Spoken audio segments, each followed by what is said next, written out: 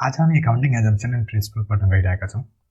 Accounting assumption and principle simply के हो? एकाउन्टिङको base हो। बिना एकाउन्टिङ बेस फलो गरेर हामी एकाउन्टिङ गर्न सक्दैनौँ। अगर हामीले बिना accounting assumption and principle follow गरेर एकाउन्टिङ गर्यो भने त्यो के हुन्छ? युनिभर्सली एक्सेप्टेबल हुँदैन। सबभन्दा पहिला बुझौँ कि एकाउन्टिङ भनेको के हो। एकाउन्टिङ भनेको एउटा प्रोसेस हो, जो प्रोसेस थ्रु हामीले के गर्छौँ? फाइनेन्सियल ट्रान्जेक्सनलाई आइडेन्टिफाई गर्छौँ, देन रेकर्ड गर्छौँ, देन क्लासिफाई गर्छौँ, त्यो पछि समराइज गर्छौँ र फाइनली हामीले के गर्छौँ? रिपोर्ट बनाएर त्यसलाई इन्टरप्रिटेट गर्छौँ युजरलाई। युजरको लागि त्यो इम्पोर्टेन्ट किन हुन्छ? किन युजरले त्यसको बेसिसमा डिसिजन मेकिङ गर्छ। In other word, accounting is the language of finance. फाइनेन्सको ल्याङ्ग्वेज हो एकाउन्टिङ। किनभने एकाउन्टिङले के गर्छ? हामीलाई financial result and financial position determine गरेर दिन्छ। फाइनेन्सियल रिजल्ट भनेको के हो? कि हामीलाई नेट प्रफिट र लस निकालेर दिन्छ। फाइनेन्सियल पोजिसन भनेको के हुन्छ? कि हाम्रो एसेट्स एन्ड लाइबिलिटीको पोजिसनलाई डिटर्माइन गरेर दिन्छ। जब हामी एकाउन्टिङ गर्छौँ त्यो बेला के गर्छौँ? Golden rule of accounting follow गरेको हुन्छ। गोल्डन रुलले के भन्छ? कि कुन बेला हामीले डेबिट गर्ने हो, कुन बेला क्रेडिट गर्ने हो, त्यो भनेको गोल्डन रुलले हामीले डिटर्माइन गरेर दिन्छ। गोल्डन रुल भनेको युनिभर्सली एक्सेप्टेबल हुन्छ, त्यही भएर हामीले के गर्नुपर्ने हुन्छ? एकाउन्टिङ भनेको गोल्डन रुल फलो गरेर नै गर्नुपर्ने हुन्छ। अब इम्पोर्टेन्ट अफ एकाउन्टिङ हेरौँ। Maintain record of business transaction. एकाउन्टिङले के गर्छ? बिजनेस ट्रान्जेक्सनको रेकर्ड मेन्टेन गर्छ। सेल्स रेकर्ड मेन्टेन गर्छ, पर्चेज रेकर्ड मेन्टेन गर्छ, फिक्स एसेट्स रेजिस्टर मेन्टेन गर्छ। सो यो रेकर्ड मेन्टेन गरेपछि के हुन्छ? हामीले जुन बेला रेकर्ड चाहेको हुन्छ त्यो बेला एभाइलेबल हुन्छ। दोस्रो चाहिँ हाम्रो हेल्प्स इन डिसिजन मेकिङ। एकाउन्टिङले हामीलाई डिसिजन मेकिङमा पनि हेल्प गर्छ। यसले हामीले के गर्छ? हामीले जुन इन्फर्मेसन चाहेको हुन्छ त्यो इन्फर्मेसन हामीलाई दिन्छ। सो त्यो इन्फर्मेसनको बेसिसमा के हुन्छ? म्यानेजमेन्टले डिसिजन मेकिङ गर्न सक्छ। कुनै न्यू प्लान सेटअप गर्नु छ भने त्यो गर्न सक्छ, कुनै न्यू प्रडक्ट लन्च गर्नुपर्ने छ भने त्यो पनि गर्न सक्छ। सो यो सबै कुन बेला पोसिबल हुन्छ? जब हामी एकाउन्टिङ गरेको हुन्छ। नेक्स्ट हाम्रो ascertain financial result and financial position. एकाउन्टिङले हामीलाई financial result and financial position determine गरेर दिन्छ। फाइनेन्सियल रिजल्ट भनेको नेट प्रफिट एन्ड लसको पोजिसन डिटर्माइन गरेर दिन्छ। फाइनेन्सियल पोजिसन भनेको के हो? कि हाम्रो एसेट्स एन्ड लाइबिलिटीको के अवस्था छ बिजनेसमा त्यो एसर्टेन गरेर हामीलाई दिन्छ। इन्स्योर कम्प्लायन्सेस अफ ल। गभर्मेन्टले एकाउन्टिङ मेन्डेटरी गरेको हुन्छ बिजनेस अर्गनाइजेसनमा र बिजनेस अर्गनाइजेसनले त्यो एकाउन्टिङ फलो गरेको हुन्छ। फलो गर्नेको अब्जेक्टिभ हुन्छ कि सबै कारोबारको स्टेटस गभर्मेन्टनिर एभाइलेबल हुन्छ भने गभर्मेन्टले ट्याक्स डिटर्माइन गरेर त्यो बिजनेस अर्गनाइजेसनलाई ट्याक्स पे गर्न लगाउँछ। Helps in budgeting and forecasting. एकाउन्टिङले हामीलाई चाहेको इन्फर्मेसन एभाइलेबल गराइदिन्छ। सेल्सको इन्फर्मेसन प्रोभाइड गर्छ, क्यासको स्टेटस प्रोभाइड गर्छ, लाइकवाइज डिफ्रेन्ट इन्फर्मेसन प्रोभाइड गर्छ, जसले हामीलाई बजेटिङ एन्ड फोरकास्टिङमा हेल्प गर्छ। नेक्स्ट हाम्रो generally accepted accounting principle GAAP. एकाउन्टिङको मेन अब्जेक्टिभ चाहिँ appropriate, useful and reliable information extract गरेर युजरलाई दिने। युजरले त्यो इन्फर्मेसन युज गरेर के गर्छ? डिसिजन मेकिङ गर्छ। र एकाउन्टिङको त्यो अब्जेक्टिभ त्यो बेला मात्र फुलफिल हुन्छ जब हामीले uniform rules and regulation follow गरेर एकाउन्टिङ गरेका हुन्छौँ। त्यही universal rules, regulation and principle हामीले के भन्छौँ? ग्याप भन्छौँ। सो ग्याप भनेको सिम्पली के हो? रुल्स हो, प्रिन्सिपल हो, गाइडलाइन्स हो, जो वर्ल्डको एक्सपर्टहरूले हामीलाई दिएको हुन्छ, जो हामीले फलो गर्नुपर्ने हुन्छ जब ट्रान्जेक्सनले रेकर्ड गर्छौँ, जब ट्रान्जेक्सनले रिपोर्ट गर्छौँ। र यसले के इन्स्योर गर्छ? युनिफर्मिटी एन्ड कन्सिस्टेन्सी एस्योर गर्छ throughout the country. Next हाम्रो accounting assumption versus accounting principle. Accounting assumption simply भनेको केही एजम्पसन छ जो हामीले फलो गर्नुपर्ने हुन्छ जब हामी एकाउन्टिङ गर्छौँ, र यो कुरा हमेसा मानिन्छ कि त्यो एजम्पसन हामी अलरेडी फलो गरिसकेछौँ, अनलेस एन्ड अन्टिल त्यो कुरा हामीले क्लियरली मेन्सन गरेका हुँदैनौँ कि त्यो कुरा हामीले फलो गरेका छैनौँ। It is universal assumption and applicable all over the world. यो भनेको युनिभर्सल्ली एक्सेप्टेबल हो। दोस्रो छ हाम्रो accounting principle. Accounting principles are the rules and policy of the company that need to be followed while processing the final report from year after year। यो भनेको internal rules छ, internal policy छ कम्पनीको, जो हामीले फलो गर्नुपर्ने हुन्छ year after year. First इयरमा जो पोलिसी फलो गर्यो त्यही कुरा सेकेन्ड इयरमा फलो गर्ने, त्यही कुरा थर्ड इयरमा फलो गर्ने। This principle has evolve over a long period of time on the basis of experience of accountant and expert which are generally accepted by accounting professionals. यो भनेको एक दिन बनेको होइन, ओभर द पिरियड बन्ने accounting principle हो। Accounting प्रिन्सिपलमा different challenge आउँछ एभ्री इयर। सो त्यो च्यालेन्जलाई के गर्छ? एकाउन्टिङ एक्सपर्टहरूले डिस्कस गर्छ। डिस्कस गरेपछि केही डिसिजन लिन्छ र त्यो डिसिजन भनेको युनिभर्सली एक्सेप्टेबल भइहाल्छ। Principle are transaction and specific and may differed slightly from country to country and company to company. Principle भनेको स्लाइटली डिफर गर्छ country to country and company to company. For example, नेपालमा हामीले के accounting year follow गर्छौँ? नेपालमा हामी financial year follow गर्ने भनेको 1 श्रावण टु 31 असार फलो गर्छु। लाइकवाइज इन्डियामा के फलो गर्छु 1 April to 31 March. So accounting country to country differ भइहाल्यो। लाइकवाइज केही ट्रान्जेक्सन मेबी एउटा कम्पनीले अर्को तरिकाले ट्रिटमेन्ट गर्छ भने अर्को कम्पनीले अर्को तरिकाले ट्रिटमेन्ट गर्न सक्छ। पहिलो छ हामी going concern assumption. Going concern एजम्पसनले भन्छ बिजनेस भनेको सदाबहार चल्ने हो। बिजनेसको लागि भनेको अनसिन फ्युचर। हामीले कुनै सर्टेन पिरियडको लागि बिजनेस खोल्दैनौँ या सर्टेन पिरियड पछि बिजनेस बन्द गर्दैनौँ। बिजनेस त्यो बेला मात्र बन्द गर्छौँ जब लको रिक्वायरमेन्ट हुन्छ। त्यसो भए यसको रेलिभेन्सी के हो? यसको रेलिभेन्सी यो छ कि हामीले एसेट्स एन्ड लायबिलिटीलाई नन करेन्ट एन्ड करेन्टमा क्लासिफाई गर्छौँ। अगर गोइङ कन्सर्न एजम्पसन नभएको भए हामीले सबैलाई के मान्थ्यौँ? Current liability or current assets मान्थ्यौँ। र यसकै कारणले के हुन्छ कि हामीले जो एक्सपेन्सेस जसको बेनिफिट मोर देन 12 मन्थभन्दा बढी हुन्छ भने त्यसलाई के भन्छौँ? एसेट्स भन्छौँ। र त्यो एसेट्सलाई हामीले ब्यालेन्स सिटमा एज एन एसेट्सको रूपमा ट्रिटमेन्ट गर्छौँ र त्यसमा डेप्रिसिएसन चार्ज गर्छौँ। एक्जाम्पल हेरौँ। If fix asset is purchase it is treated as an assets not treated as an expenses in the year of purchase. यसको मतलब यो छ कि जब हामीले फिक्स एसेट्स पर्चेज गर्छौँ, कुनै एसेट्स पर्चेज गर्छौँ भने हामीले त्यसलाई एसेट्सको रूपमा ट्रिटमेन्ट गर्छौँ, हामीले त्यसलाई एक्सपेन्सेसको रूपमा ट्रिटमेन्ट गर्दैनौँ। यसको कारणले गर्दैनौँ किनभनेको बिजनेस भनेको लङ टर्म अब्जेक्टिभको कारणले हुन्छ र लङ टर्म अब्जेक्टिभ भएपछि जो एक्सपेन्सेसको बेनिफिट हामीले लङ टर्ममा पाउँछौँ भने त्यो मेरो लागि के हो? एसेट्स हो। दोस्रो छ कन्सिस्टेन्सी। कन्सिस्टेन्सीले भन्छ कि जुनसुकै पोलिसी एन्ड प्र्याक्टिस हामीले जो सेलेक्ट गरिसकेछौँ, जो एडप्ट गरिसकेछौँ कुनै पार्टिकुलर इयरमा, त्यसलाई इयर आफ्टर इयर फलो गर्नुपर्ने हुन्छ। यसले के इन्स्योर गर्छ कि ओभर द पिरियड हाम्रो के हुन्छ? कन्सिस्टेन्सी हुन्छ डेटामा। र यो पोलिसी हामीले त्यो बेला मात्र चेन्ज गर्न मिल्छ जब लको रिक्वायरमेन्ट हुन्छ या चेन्ज गरेपछि मोर मिनिङफुल प्रेजेन्टेसन लिएर आउँछ, तब मात्र हामीले चेन्ज गर्न मिल्छ। त्यसो भए यसको रेलिभेन्सी के हो? यसको रेलिभेन्सी यो छ कि हामीले 2 इयर या 2 सालभन्दा बढीको ट्रान्जेक्सनलाई, 2 सालभन्दा बढीको फाइनेन्सियल इन्फर्मेसनलाई के गर्न सक्छौँ? कम्पेरिजन गर्न सक्छौँ। फर इक्जाम्पल कुनै कम्पनीलाई फिफो र लिफो मेथड चुज गर्न अप्सन छ इन्भेन्ट्रीको भ्यालुएसनको पोइन्ट अफ भ्यूले। कम्पनीले के गर्यो? फिफो मेथड फलो गर्यो। सो फिफो मेथड फलो गर्ने बित्तिकै के मानिन्छ कि कम्पनीले त्यो सालपछि र त्यो सालमा फिफो मेथड नै फलो गरेछ, अनलेस एन्ड अनटिल हामीले कुनै ठाउँमा स्पेसिफाई गरेको छैनौँ कि हामीले मेथड चेन्ज गरेछौँ भनेर। नेक्स्ट हाम्रो accrual basis assumption. Accrual basis एजम्पसनले भन्छ रेभेन्यू एन्ड एक्सपेन्सलाई हामीले त्यो बेला रिकग्नाइज गर्नुपर्ने हुन्छ जब हामीले ट्रान्जेक्सनमा इन्टर गऱ्यौँ। लाइकवाइज हामीले एसेट्स एन्ड लायबिलिटीलाई पनि त्यही बेला रिकग्नाइज गर्ने जब हामीले ट्रान्जेक्सन एक्जिक्युट गऱ्यौँ। यसलाई पैसा आयो पैसा गयो त्योसँग मतलब छैन। सो यसलाई ट्रान्जेक्सन डेटसँग मतलब छ, इरिस्पेक्टिभ कुन डेटमा मैले पैसा पाएँ या कुन डेटमा मैले पैसा पे गरेँ। यसको रेलिभेन्सी यो छ कि यसले रेभेन्यू एन्ड एक्सपेन्सेसलाई के गर्छ? एक्युरेटली म्याच गरिदिन्छ कुनै फाइनेन्सियल इयरको। एउटा इक्जाम्पल हेरौँ। If a credit sale of 15,000 is made on 15th February and the cash is received on 5th April, then the revenue is to be recorded on 15th February irrespective when cash is realise. यसले यो भन्दैछ कि मैले 15,000 को सामान 15th February sale गरेँ र पैसा पाएँ 5th April। सो यसले भन्छ कि मैले जुन दिन कारोबार गरेँ त्यो दिन नै मैले के गर्नुपर्ने हुन्छ? सेललाई रेकग्नाइज गर्नुपर्ने हुन्छ, रेभेन्यूलाई रेकग्नाइज गर्नुपर्ने हुन्छ। कुन दिन पैसा आयो कुन दिन पैसा गयो त्योसँग मतलब हुँदैन। त्यही भएर मैले यो ट्रान्जेक्सनमा के गरेँ? 15th February को दिन मैले ट्रान्जेक्सन गरेको थियो। सो मैले 15th February कै दिन के गर्नुपर्ने हुन्छ? रेभेन्यूलाई रेकग्नाइज गर्नुपर्ने हुन्छ 15,000 रुपियाँले। अब नेक्स्ट हाम्रो accounting principle. Because of the accounting principle, we are able to assume that there is consistency from year to year in the method used to prepare a company financial statement. Accounting principle कै कारणले हामीले यो assume गर्न सक्छौँ, यो assure गर्न सक्छौँ कि हाम्रो इयर टु इयर डेटा कम्प्यारेबल छ। हामीले जुन एकाउन्टिङ प्रिन्सिपल फलो गरेछौँ फर्स्ट इयरमा त्यही नै सेकेन्ड इयरमा फलो गर्छौँ, त्यही नै थर्ड इयरमा फलो गर्छौँ। सो यसले के गरिदिन्छ? हाम्रो डेटालाई कम्प्यारेबल बनाइदिन्छ। टोटल 9वटा हामीले एकाउन्टिङ प्रिन्सिपल पढ्नुपर्ने छ। सो एउटा हेरौँ। पहिलो छ हाम्रो separate legal entity. Separate legal इन्टिटीले क्लियरली भन्छ कि हाम्रो अनर र बिजनेस भनेको दुईवटा सेपरेट पर्सन हो। दुईवटा सेपरेट पर्सन हुने बित्तिकै के हुन्छ कि हामीले बिजनेसको खातामा बिजनेसको एक्सपेन्सेस, बिजनेसको इन्कम मात्र रेकर्ड गर्छौँ, अनरको इन्कम र एक्सपेन्सेस रेकर्ड गर्न मिल्दैन। अनरको जो पैसा लगाएको छ त्यसलाई हामीले लाइबिलिटीको रूपमा ट्रिट गर्छौँ र त्यो पैसा जब बिजनेस क्लोज हुन्छ या अनरलाई जब चाहेको हुन्छ त्यो पैसा त्यहाँबाट झिक्न मिल्छ।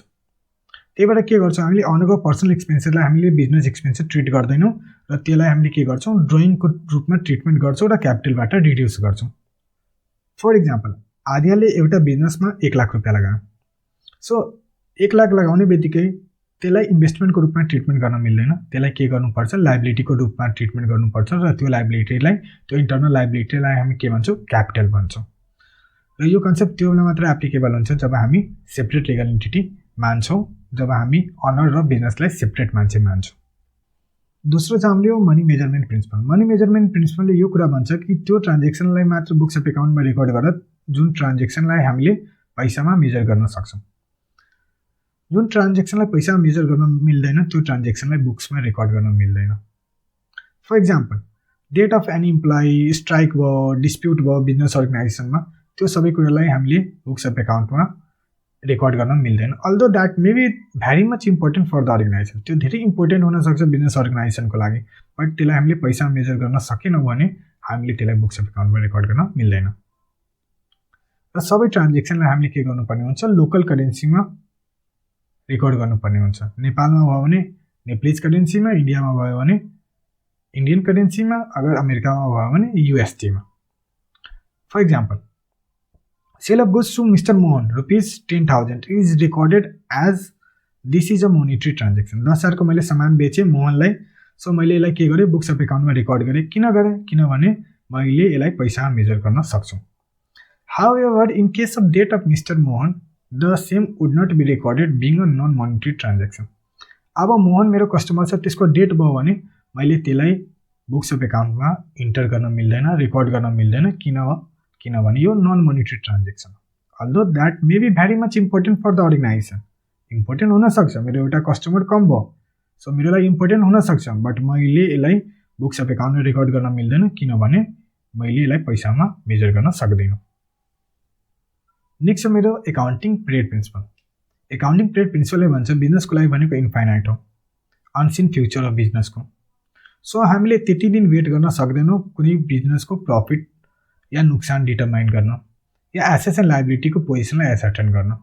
सो यसले के गरिदिन्छ, बिजनेसको लाइफलाई सानो सानो टुक्रामा बाँटिदिन्छ। त्यसलाई हामीले के भन्छौँ, एकाउन्टिङ पिरियड भन्छौँ या फाइनेन्सियल इयर भन्छौँ। सो यसले भन्छ कि जुनसुकै पनि बिजनेसको के हुनुपर्ने हुन्छ, एउटा एकाउन्टिङ पिरियड हुनुपर्ने हुन्छ र त्यो एकाउन्टिङ पिरियडमा हामीले के गर्नुपर्ने हुन्छ, हामीले प्रफिट र लसको पोजिसन डिटरमाइन गर्नुपर्ने हुन्छ। लाइकवाइज हामीले के गर्नुपर्ने हुन्छ, एसेट्स एन्ड लायबिलिटीको पोजिसनलाई डिटरमाइन गर्नुपर्ने हुन्छ। नेपालको केसमा के हुन्छ कि हामीले 1 श्रावण टु 31 असारलाई एकाउन्टिङ इयर या फाइनेन्सियल इयर मान्छौँ। अगर अमेरिकामा गयो भने त्यसलाई 1 अप्रिल टु 31 मार्च मान्छौँ। त्यसरी नै युरोपियन कन्ट्रीमा गयो भने 1 जनवरी टु 31 डिसेम्बर मान्छौँ। सो एकाउन्टिङ इयर डिफ्रेन्ट कन्ट्रीमा डिफ्रेन्ट हुनसक्छ। फर इक्जाम्पल, कुनै कम्पनीले April to March accounting year follow गर्दैछ भने त्यो अप्रिल टु मार्च इयरमा जुनसुकै ट्रान्जेक्सन फल गर्छ त्यो ट्रान्जेक्सनलाई हामीले के गर्नुपर्ने हुन्छ, त्यो इयरमा रेकर्ड गर्नुपर्ने हुन्छ। यो कुरा हामीले एकाउन्टिङ पिरियड प्रिन्सिपलले भन्छ। नेक्स्ट हाम्रो कस्ट प्रिन्सिपल। कस्ट प्रिन्सिपलले भन्छ कि एसेट्सलाई हमेसा कस्टमा रिकग्नाइज गर्नुपर्ने हुन्छ र कस्टमा के कुरा इन्क्लुड हुन्छ। पहिलो कुरा cost of acquisition, that is purchase cost and all other cost incurred for making the assets ready for its intended use. यसको मतलब जो इन्सिडेन्टल खर्चहरू हुन्छ लाइक फ्रेट भयो, क्लिनिङ चार्जेस भयो या हाम्रो साइट प्रिपरेसन चार्जेस भयो, त्यो सबैको लागि सम अप गरेर हामीले कस्ट निकाल्नुपर्ने हुन्छ एसेट्सको। र कस्ट कन्सेप्ट भनेको ट्रेडिसनल नेचर हुन्छ र एसेट्स हमेसा कस्टमा रिकग्नाइज गर्नुपर्ने हुन्छ इरिस्पेक्टिभ मार्केटमा कति प्राइस छ। एभ्री इयर कस्टमै रिकग्नाइज गर्नुपर्ने हुन्छ एसेट्सलाई र एभ्री इयर हामीले के गर्छौँ, डेप्रिसिएसन चार्ज गर्छौँ, बट त्यो डेप्रिसिएसनलाई खर्चाको रूपमा बुक गर्छौँ, एसेट्सबाट त्यो डेप्रिसिएसन माइनस गर्छौँ, बट कस्टलाई इन्टेक्ट राख्नुपर्छ, त्यसलाई चेन्ज गर्न मिल्दैन। अब एउटा इक्जाम्पल हेरौँ। रोशनले एउटा मेसिन किनेर ल्यायो 1,50,000मा र 50,000 इन्स्टलेसन चार्जेस पे गर्यो। That means cost of assets कति भयो, 2 लाख रुपियाँ भयो। सो हामीले के गर्नुपर्ने हुन्छ, एसेट्सलाई 2 लाख रुपियाँमा रिकग्नाइज गर्नुपर्ने हुन्छ बुक्स अफ एकाउन्टमा। लेट सपोज नेक्स्ट इयरमा त्यसको एसेट्सको भ्यालु 2.5 लाख रुपियाँ भइहाल्यो, तब पनि हामीले के गर्नुपर्ने हुन्छ, हामीले 2 लाखमै त्यो एसेट्सलाई रिकग्नाइज गर्नुपर्ने हुन्छ irrespective ignoring the market value. Market भ्यालुलाई हामीले के गर्नुपर्ने हुन्छ, इग्नोर गर्नुपर्ने हुन्छ। कस्ट कन्सेप्टले यो कुरा भन्छ। नेक्स्ट हाम्रो फुल डिस्क्लोजर प्रिन्सिपल। फुल डिस्क्लोजर प्रिन्सिपलले यो कुरा भन्छ कि जब हामी फाइनेन्सियल स्टेटमेन्ट बनाउँछौँ त्यो बेला के गर्नुपर्ने हुन्छ कि सबै सिग्निफिकेन्ट एन्ड मेटेरियल इन्फर्मेसनलाई हामीले के गर्नुपर्ने हुन्छ, फाइनेन्सियल स्टेटमेन्टमा डिस्क्लोज गर्नुपर्ने हुन्छ, इरिस्पेक्टिभ कि त्यसलाई हामीले क्वान्टिटिभ टर्म्समा मेजर गर्न सकिरहेछौँ कि छैनौँ। The financial statement should act as a means of conveying not the concealing information. So financial स्टेटमेन्टको हमेसा अब्जेक्टिभ यो हुनुपर्ने हुन्छ कि सबै कुरा हामीले आफ्नो एक्सलाई प्रेजेन्ट गरिरहेछौँ, इन्फर्म गरिरहेछौँ, केही कुरालाई छुपाइरहेको छैनौँ। Disclosure of information will result in better understanding and the party may be able to take sound decision on the basis of information provided. So जब फाइनेन्सियल स्टेटमेन्टको जो युजर हुन्छ सबै कुरा त्योसँग एभाइलेबल हुन्छ, सबै इन्फर्मेसन त्योसँग एभाइलेबल हुन्छ भने त्यसको बेसिसमा त्यसले साउन्ड डिसिसन लिन सक्छ। फर इक्जाम्पल, एनआइसीको अगेन्स्ट कुनै एउटा केस फाइल छ, एनआइसी क्लियर छैन कि त्यो केस त्यसले डिफेन्ड गर्न सक्छ या लुज गर्न सक्छ। सो त्यो कुरालाई के गर्नुपर्ने हुन्छ, एनआइसी ब्याङ्कले आफ्नो फाइनेन्सियल स्टेटमेन्टमा क्लियरली डिस्क्लोज गर्नुपर्ने हुन्छ र फ्याक्ट एन्ड फिगरको साथ डिस्क्लोज गर्नुपर्ने हुन्छ कि तिनीहरूलाई के लाग्छ कि कति चान्सेस छ कि त्यसले त्यो केसलाई जित्न सक्छ या कति चान्सेस छ तिनीहरूले त्यो केसलाई हार्न सक्छ। सो त्यो डिस्क्लोजर दिने बित्तिकै के हुन्छ, जब युजर हुन्छ, जो इन्भेस्टर हुन्छ, त्यसले त्यो इन्फर्मेसनको बेसिसमा डिसिजन लिन सक्छ।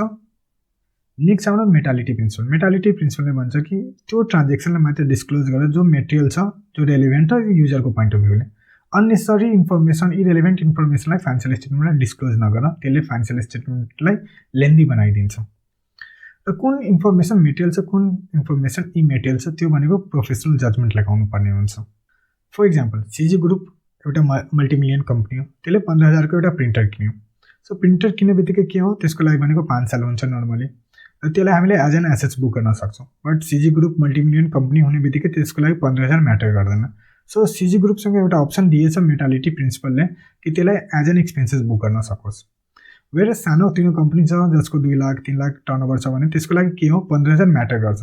सो तिनीहरूलाई के गर्नुपर्ने हुन्छ कि 15,000 को जो प्रिन्टर छ त्यसलाई एज एन एसेट्स बुक गर्नुपर्ने हुन्छ र ओभर द पिरियड के गर्नुपर्ने हुन्छ, डेप्रिसिएसन चार्ज गर्नुपर्ने हुन्छ। नेक्स्ट हाम्रो प्रुडेन्स प्रिन्सिपल। प्रुडेन्स प्रिन्सिपलले भन्छ कि फ्युचरमा हुनेवाला लसेसलाई के गर, इमिडिएटली रेकग्नाइज गर, तर फ्युचरमा हुनेवाला प्रफिटलाई के गर, इमिडिएटली रेकग्नाइज नगर।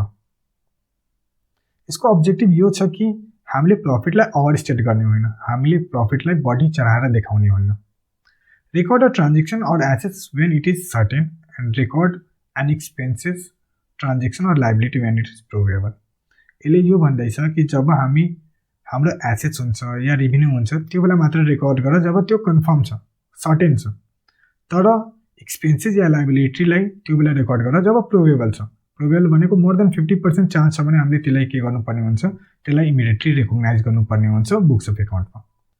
For example, a company sold goods to mister Nishant who has been facing financial problem in March 21. However, due to COVID-19 situation, Mr. Nishant became insolvent.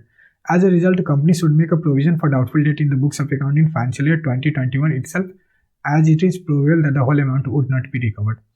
यसको मतलब यो भयो कि मैले निशान्तलाई मार्चमा सामान बेचेको थियो र कोभिडको सिचुएसन आउने बित्तिकै निशान्त ब्याङ्करप्ट भयो।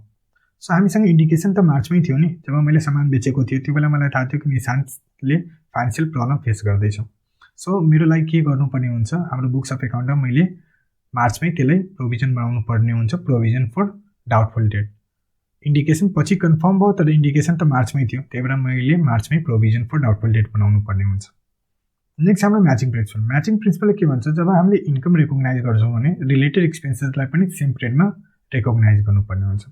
यसरी गरियो भने के हुन्छ, हामीले प्रफिट या लस प्रपर तरिकाले निकाल्न सक्छौँ। कसरी निकाल्छौँ, रेभिन्यूबाट रिलेटेड खर्चलाई माइनस गरेर। सो यसको मेन अब्जेक्टिभ के हो कि जब हामीले खर्च बुक गर्छौँ त्यो पछि हामीले के गर्नुपर्ने हुन्छ, रिलेटेड रेभिन्यूलाई बुक गर्नुपर्ने हुन्छ। Example, sales commission expenses should be reported in the period when the sales were made and not reported in the period when the commission were paid.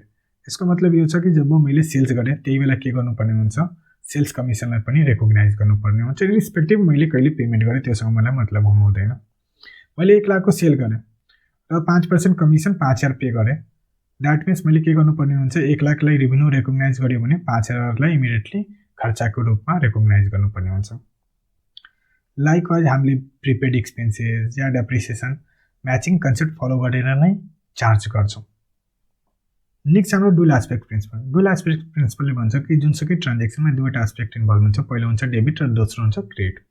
हामीले जब बुक्स अफ एकाउन्टमा त्यो ट्रान्जेक्सनलाई रेकर्ड गर्छौँ debit and credit एस्पेक्टलाई follow गरेर, then हामी त्यसलाई के भन्छौँ, double entry book keeping system भन्छौँ।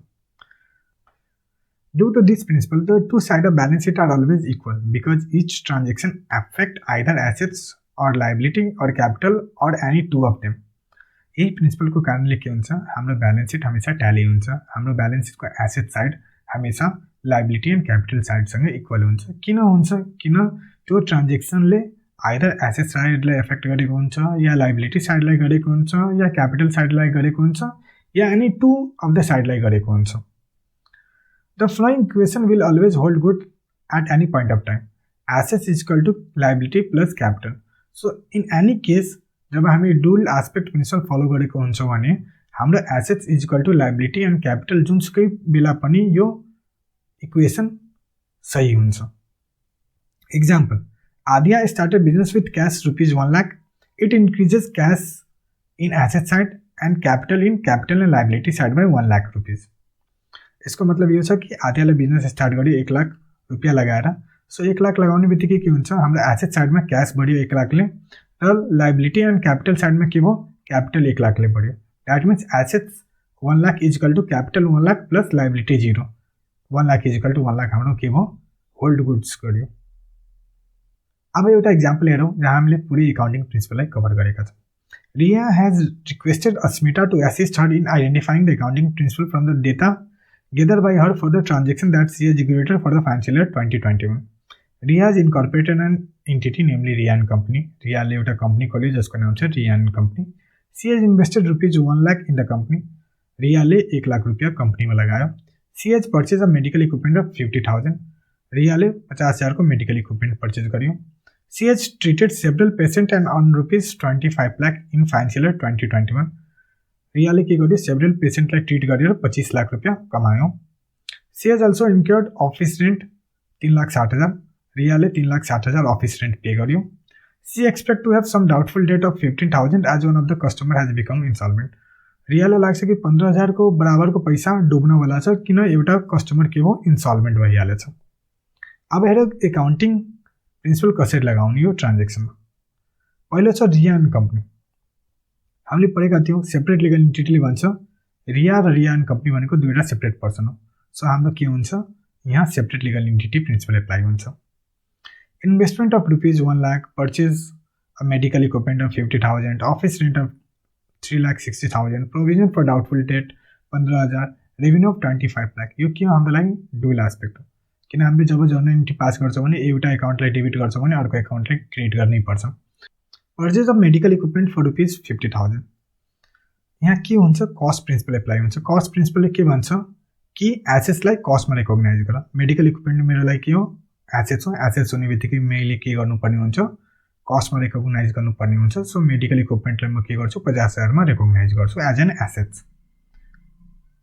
मेटालिटी प्रिन्सिपल पनि यहाँ एप्लाई हुन्छ। मेटालिटी प्रिन्सिपलले भन्छ कि हामीले मेटल ट्रान्जेक्सनलाई मात्र बुक्स अफ एकाउन्टमा रेकग्नाइज गर्नुपर्ने हुन्छ र मेटालिटी भनेको प्रोफेसनल जजमेन्ट हो।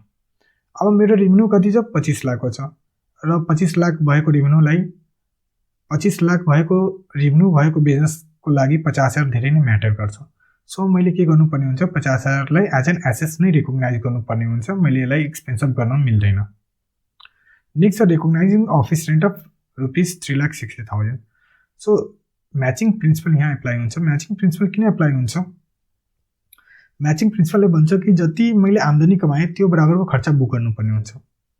मैले 25 लाख रुपियाँ कमाएँ, सो 25 लाख रुपियाँ कमाउँदाखेरि मेरो 3,60,000 पनि खर्च भएछ नि, अफिस रेन्ट पे गर्दैछु। सो म्याचिङ प्रिन्सिपलले भन्छ कि जति रेभेन्यू मैले कमाएँ त्यो बराबरको खर्च पनि त्यो सालमै बुक गर्नुपर्ने हुन्छ। त्यही भएर मैले के गर्छु, 3,60,000 त्यही सालमा एज एन एक्सपेन्सेस बुक गर्छु। प्रोभिजन फर डाउटफुल डेट 15,000, यहाँ हामीले कुन प्रिन्सिपल एप्लाई गर्छौँ, प्रुडेन्स प्रिन्सिपल। प्रुडेन्स प्रिन्सिपलले भन्छ कि फ्युचरमा हुने लस, एन्टिसिपेटेड लसलाई के गर, इमिडिएटली रेकग्नाइज गर्न। सो मलाई थाहा छ 15,000 मेरो लस हुनवाला छ, किन मेरो कस्टमर इन्सल्भेन्ट भयो। सो जो फ्युचरमा लस हुनवाला छ जसको इभिडेन्स मसँग छ भने मैले के गर्छु, बुक्स अफ एकाउन्टमा इमिडिएटली करेन्ट पिरियडमा रेकग्नाइज गरिहाल्छु। इन्सल्भेन्ट अफ कस्टमर, यसमा कुन प्रिन्सिपल एप्लाई हुन्छ? Money measurement principle. Money measurement प्रिन्सिपलले भन्छ कि त्यो ट्रान्जेक्सनलाई मात्र बुक्स अफ एकाउन्टमा रेकर्ड गर, त्यसलाई हामी पैसामा मेजर गर्न सक्छौँ। इन्सल्भेन्ट अफ अ कस्टमर के हो? हामीले पैसामा मेजर गर्न सक्छौँ? गर्न सक्दैनौँ। सो हामीले के गर्नुपर्ने हुन्छ? बुक्स अफ एकाउन्टमा त्यसलाई रेकग्नाइज गर्नुपर्ने हुँदैन। फाइनेन्सियल इयर 2021, फाइनेन्सियल इयर 2021 यहाँ कुन प्रिन्सिपल एप्लाई हुँदैछ? Accounting period principle. Accounting period प्रिन्सिपलले भन्छ कि बिजनेसको लागि भनेको इन्फाइनाइट हो। इन्फाइनाइट पिरियड हुने बित्तिकै हामीले लङ पिरियडको लागि वेट गर्न सक्दैनौँ। सो हामीले बिजनेसको लाइफलाई सानो सानो टुक्रामा बाँटिदिन्छौँ। त्यसलाई के भन्छौँ? फाइनेन्सियल इयर या एकाउन्टिङ इयर। सो यो केसमा के छ? 2021 मेरो लागि के हो? एकाउन्टिङ पीरियडको प्रिन्सिपल एप्लाई हुन्छ। It is always assumed that accounting assumption will follow while recording the transaction and hence the same is not required to be reported. हामी हमेशा यो कुरा एजम गर्छौँ कि जब हामीले एकाउन्टिङ डेटा रेकर्ड गर्छौँ त्यो बेला हामीले एकाउन्टिङ एजम्सन अलरेडी फलो गरिसकेका छौँ। हिन्स हामीले एकाउन्टिङ एजम्सनलाई के गर्छौँ? आफ्नो रिपोर्टमा या आफ्नो फाइनेन्सियल स्टेटमेन्टमा डिस्क्लोज गर्दैनौँ अनलेस एन्ड अन्टिल हामीले त्यो एकाउन्टिङ एजम्सनलाई फलो गरेको हुँदैनौँ। सो यसको साथसाथै हाम्रो accounting assumption and accounting principle भन्ने कन्सेप्ट कम्प्लिट भयो।